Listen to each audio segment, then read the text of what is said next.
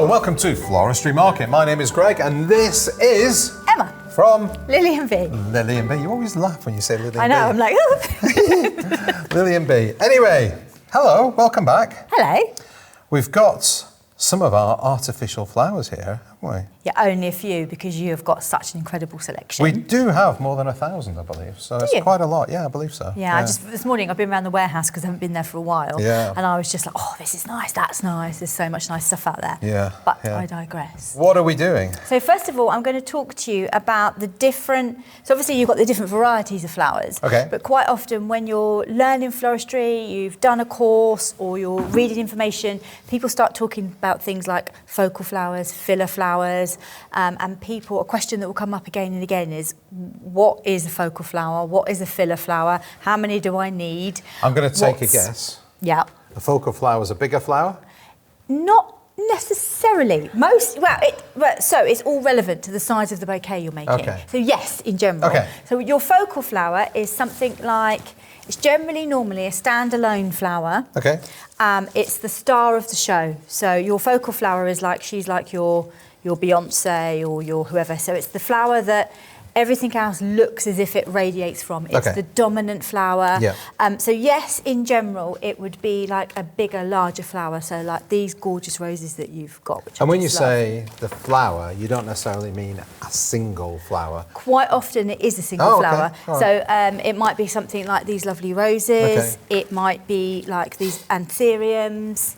So you've got some lovely big proteas out there. Wow, yeah. So in general, your focal flower will be your biggest flower and it's quite often your darkest flower. Okay. So if you had, for instance, two flowers that are similar in size, so like these roses, because that one's a much stronger colour, it's much more dominant than the paler one. Yeah. So if I was doing an arrangement that had, say,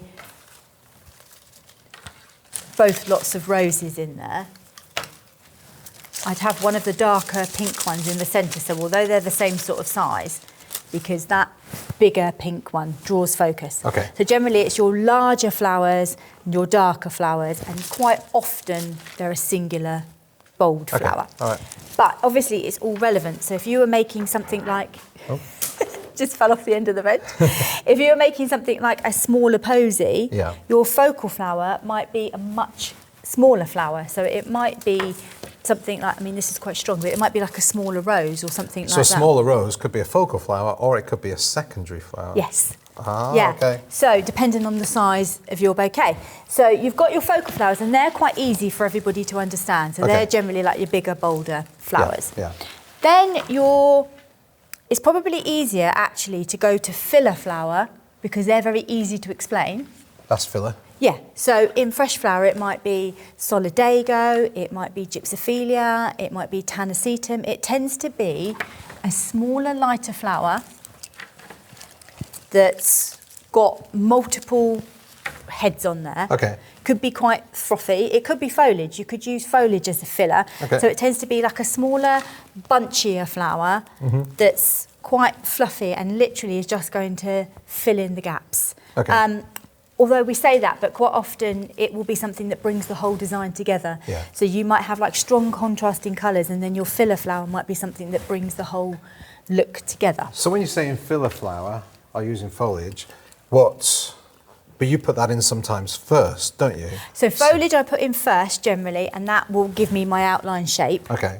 But generally filler flower is something that you would either put in as you go in something like a hand tied to like fill the whole thing out, or in arrangements you quite often put filler in at the ends Okay, all right. to fill up the gaps. So filler flower tends to be multiple stemmed, quite fluffy little heads, lots of little heads rather than one big bold head. Secondary flowers are like a lisianthus, so eustoma. That's a really good one to talk about in fresh flower. So it's got multiple heads, but it hasn't got small, dense little heads like the filler flower. Each flower is an individual flower, but it's not a big, bold, not as big as that one. singular. Yeah. Okay. So you tend to have, if you were making something like a hand tied, you'd have like a selection of like your filler flower,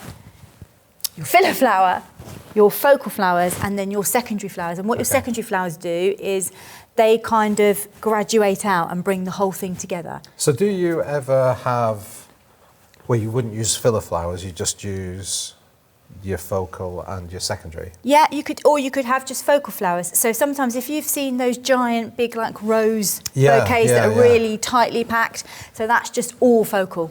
Yeah. I probably, if I was going for like these secondary flowers like lisianthus and stuff like that, I would probably still have a bit of filler in between it just to bring the whole thing together. However, something like all filler flower is still quite popular. Brides will have all gypsophilia hand tieds or all gypsophilia designs. So, or tanacetum or whatever. So yes, you can have all one flower, and it could be all filler flower, it could be all secondary flower, it could be all. So you don't always have to have all of them.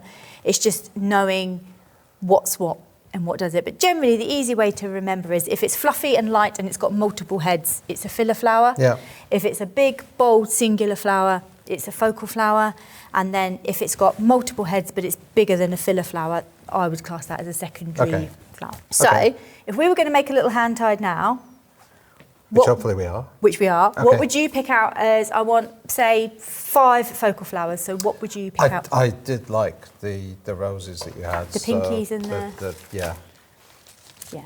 So that's a good example of like, although you would have, they're all focal flowers, these are more dominant. So they're going to be in the centre.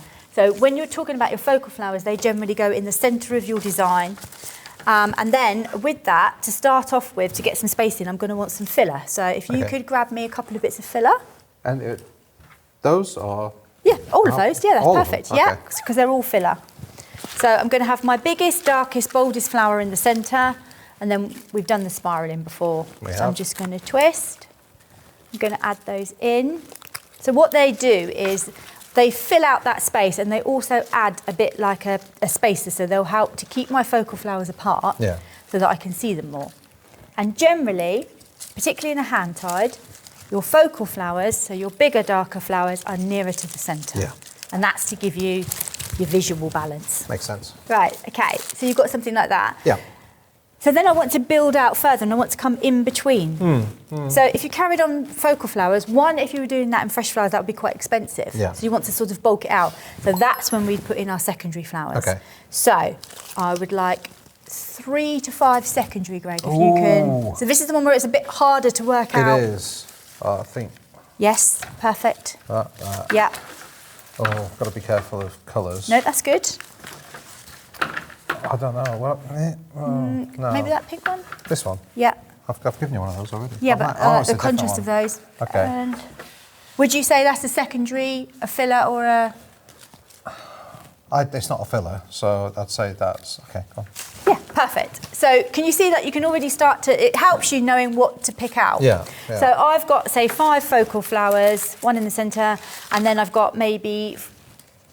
In the centre there's 4 kind of filler, and then I'm adding in my secondary ones, and they're going to fill in the gaps. So you can kind of see where they want to go.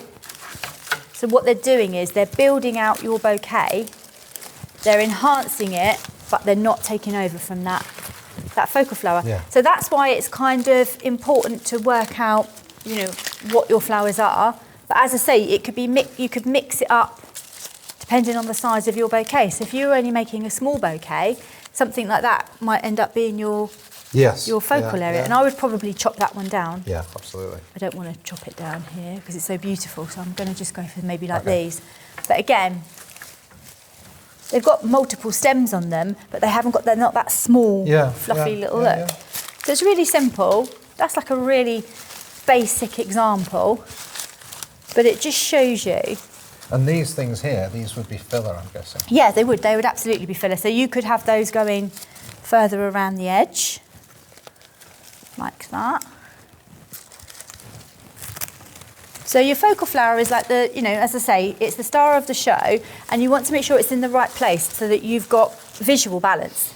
So for instance, if I took that one out and I just put that one in the middle, and then I put that one where that one was, because we talked about they were both focal flowers. Can you... It looks a bit odd. Yeah, can you see that your eye is still more drawn to those hot pink ones, and you're kind of discounting that? Yeah. So that's why, although there are lots of different focal flowers, you need to make sure that you've put the right one in. So, for instance, this red one, I mean, we wouldn't necessarily put it in with the colour scheme, but for the purpose of this, these are bigger, so they're more obviously focal, and that's more of a spray. But if I put that in the middle, it becomes very much a focal. Yeah. Okay. However, if I put this bigger one in the middle, I know it's a bit off because we've got more than one, but I had those around the edge, you're drawn to that darker colour. Yeah. So focal flowers is, yes, it's important to know that they should be the biggest, largest singular flower, but if you've got multiple focal flowers, which you would have in a hand tied, then you need to think a bit further into it and think, okay, which is my biggest, but also which is my strongest colour, because that's going to draw focus. Okay. I think the one people get most mixed up on are your secondary flowers. Okay, yeah. But I think you picked them out quite well. Thank you. Aim to please. So are we actually going to make a hand tie? Do you want this, or not? Are you just going to leave it like that? Let's quickly whiz one together, shall we? Okay, we're going to quickly whiz one together, everybody. So in like a medium-ish size bouquet, I would say like 5-ish focal flowers. I would want maybe 5 to 7 stems of filler, 5 to 7 stems of foliage, and then maybe 5 secondary flowers. But that's to make quite a nice medium-sized hand-tied bouquet. I mean, you can use a lot more, and I'm sure people can use a lot less. You know, I don't want to get too hung up on the numbers. But of course, in your experience, you know what to charge. You've got an idea without pricing every stem specifically. Well, not if you want to. If you want to be, you know, coming from a proper floristry, wanting to make a profit and things, then you do need to need to know the prices of your stems. So most customers aren't going to come to you and say, "Oh, make me a bouquet and let me know how much it is." So you might set a minimum bouquet that you know that's a nice size bouquet, what content it's going to have in it, or people might give you an X amount of money, and then, you know, because flowers fluctuate all the time at market, so people would give you a price. I always work out my prices like on a weekly basis, and then I'd work backwards. So say my bouquet was £50, I'd know how much my box is going to be, how much my cellophane's going to be, so what percentage I'm going to charge out, and then you work out what you have left is, you know, your flower content. So it is really important that you do know on a. Some people don't. Some people will maybe have their carnations at a set price and they keep them at that price. And that's whatever works for you. I personally work mine out on a weekly basis. I was going to say, because if the prices fluctuate it's a lot. That would be a sensible thing to do. Yeah, it's very difficult, and it's very difficult for florists because obviously, like everything, things are going up all the time. But then you do get periods where things are in season. So when things are really in season, not only is their price generally a little bit lower, but that you get more flowers on the stem. So like obviously, like winter time, you probably need to spend a little bit more as a customer to get something that you would get in the size of summer. So it's a really hard one, but yeah, you can't, I always do work my pricing out because everything fluctuates all the time. That's really sensible. That is perfect.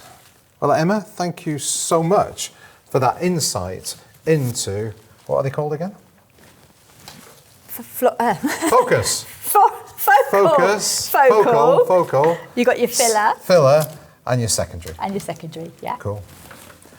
All right, if anybody's got any questions for Emma, as always, leave them in the comments on Facebook or on YouTube. Thank you once again, and thank you everybody for watching. Thank you for subscribing. If you haven't, please do, and hit the bell icon. You'll be notified every time we upload a new show. For myself and Emma, see you next time. Bye. Bye.